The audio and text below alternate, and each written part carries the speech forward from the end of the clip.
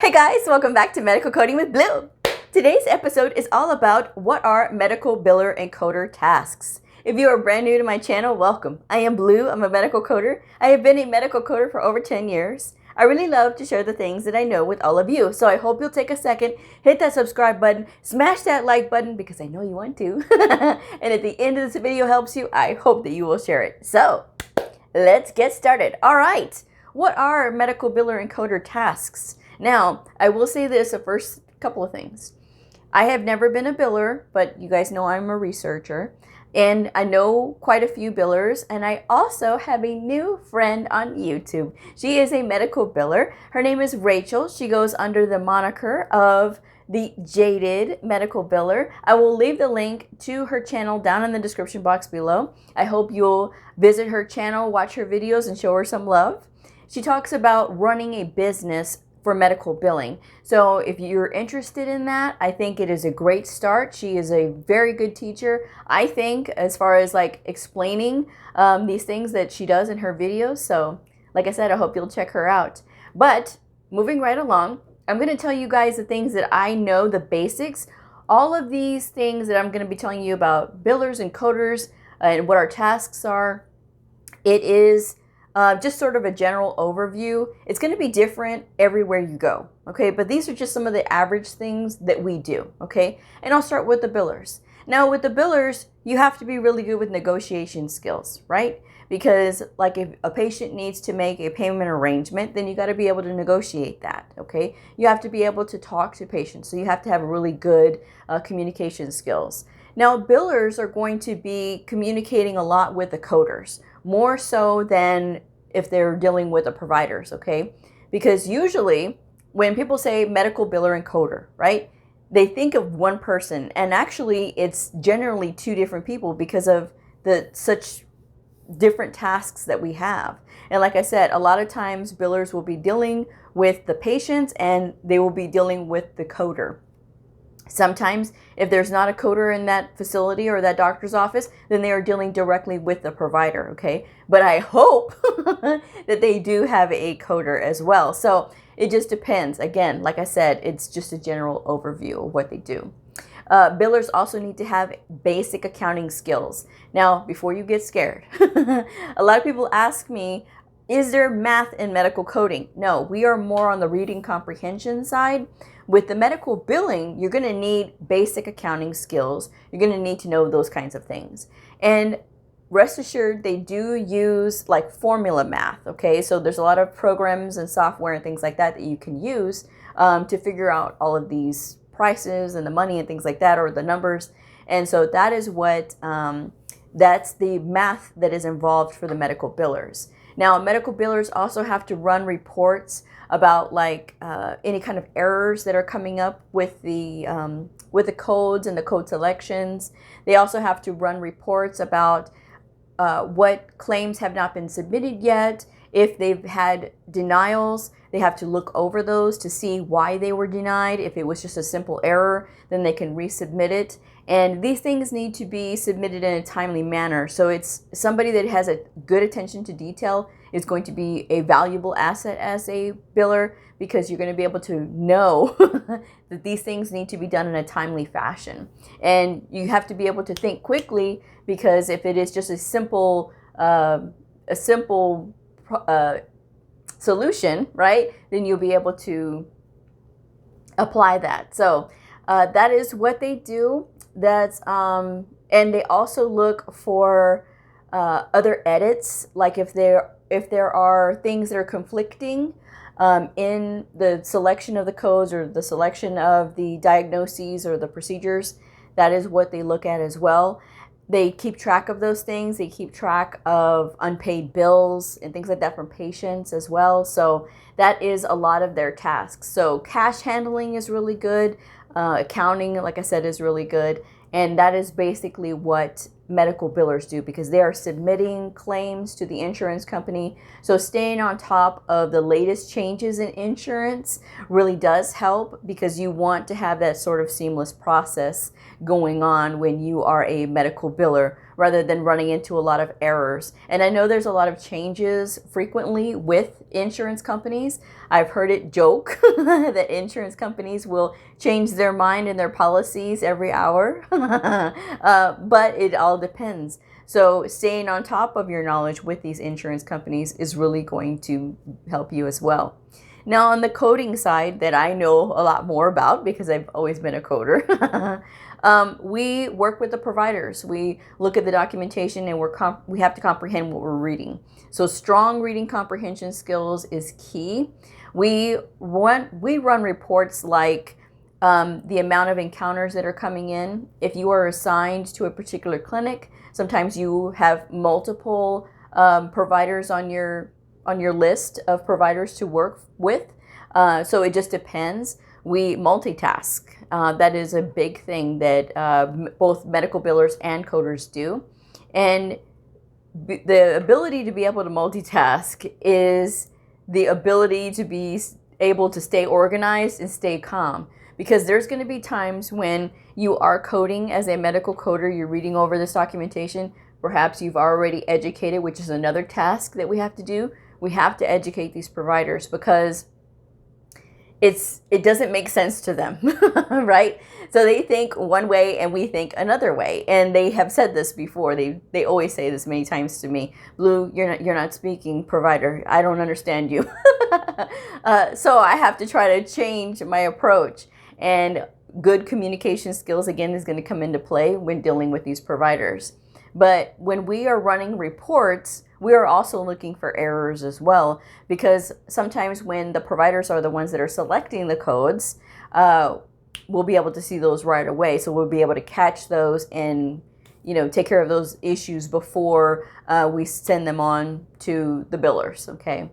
And we also do things like education, like I mentioned, putting together slideshows for providers to educate them on the latest changes, or if there is an error that they're making constantly, either in their documentation or they're perhaps missing something in their documentation. It's the details that matter. And so being able to create those things, working with PowerPoint, Microsoft Word, being able to do that, and of course using email is key. Same thing with billers. If you can use Excel and Outlook, you're good to go there too as well. That is something that they do have to know. Now, going back to the coders, what are some other tasks that they do? Like I said, we do run error reports. We tend to tackle the things that are most priority first.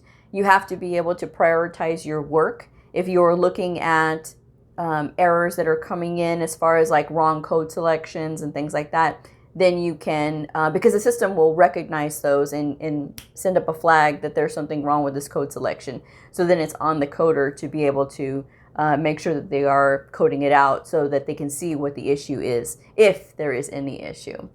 But yes, it is a lot of really good communication. You have to be able to speak. And a lot of coders try to skip that part because they get intimidated by the provider. Yes, the provider is extremely intelligent, okay? They've all been to medical school. I get it. But at the same time, we are trained to do what they don't do, which is the coding, okay? The provider, it doesn't have to know coding.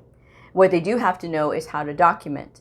And I've said this before, any medical coder is able to be a clinical documentation improvement person, even though they don't have that designation, the CDIP or something like that, because of the simple fact that we know what documentation should look like.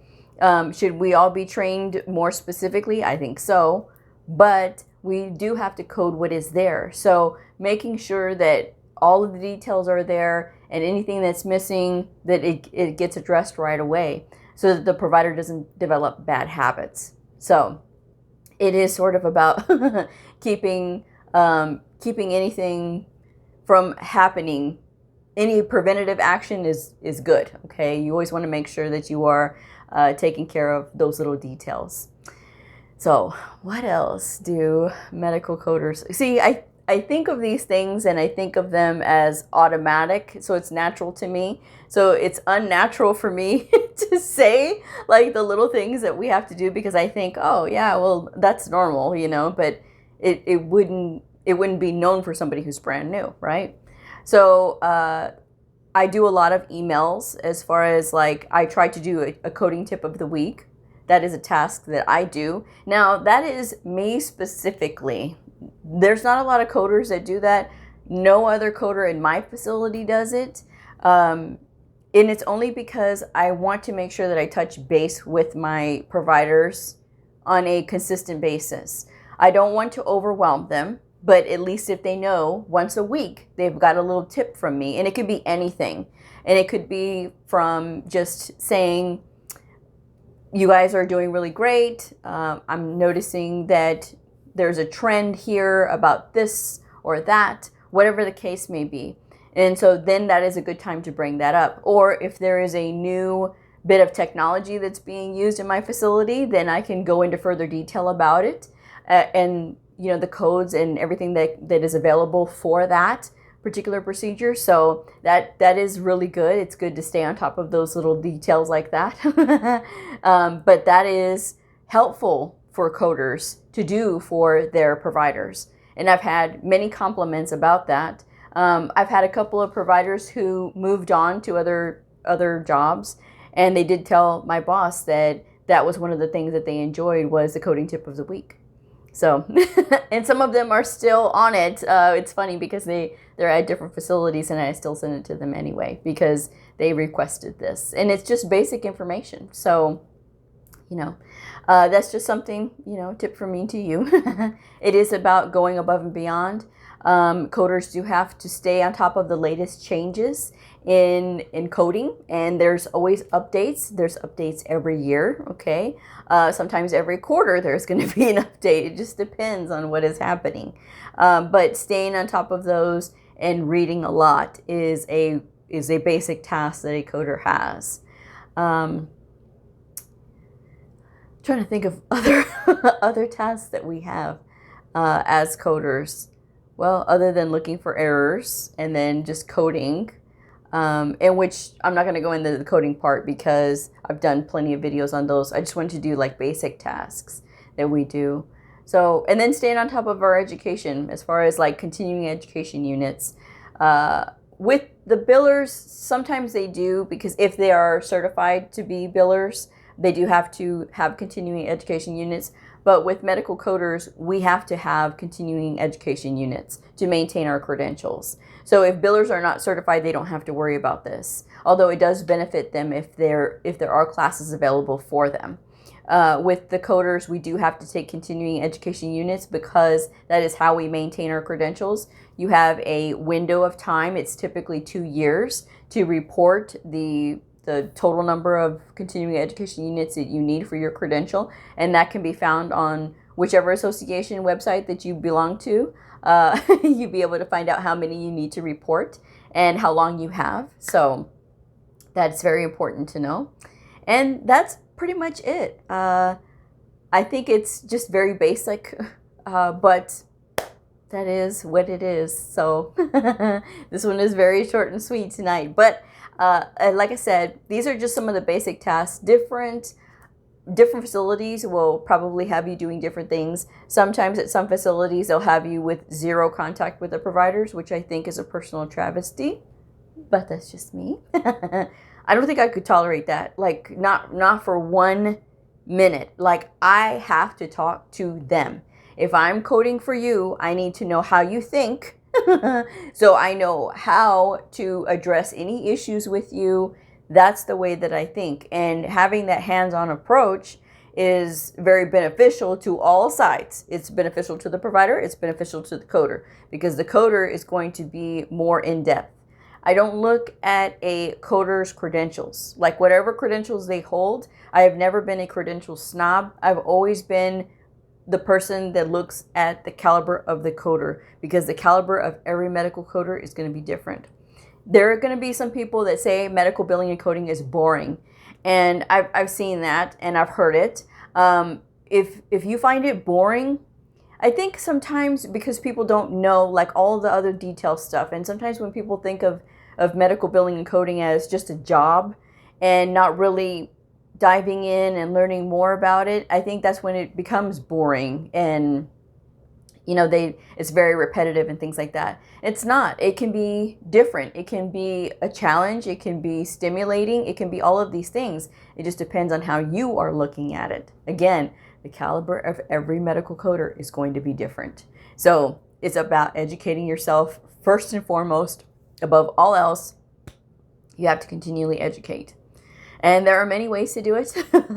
Watching YouTube is a great start as well. I read the New England Journal of Medicine, and I talk about that all the time because, yes, while some of those words don't make sense to me, I'm still reading it because it's something that it helps me to be like more aware of what's going on. And then if you're really stuck, you can watch other videos on YouTube, that can explain things that you need to know. So educating yourself is really huge. But that's my show for tonight. So I hope you enjoyed this episode. I hope you'll share it if you found it interesting. And I will go ahead and close this up. So if you are a medical coder, a medical coding student, somebody curious about the fascinating world of medical coding, a provider or a nurse, I invite you to like and subscribe and follow me on my journey in medical coding. I will see y'all next time. Bye.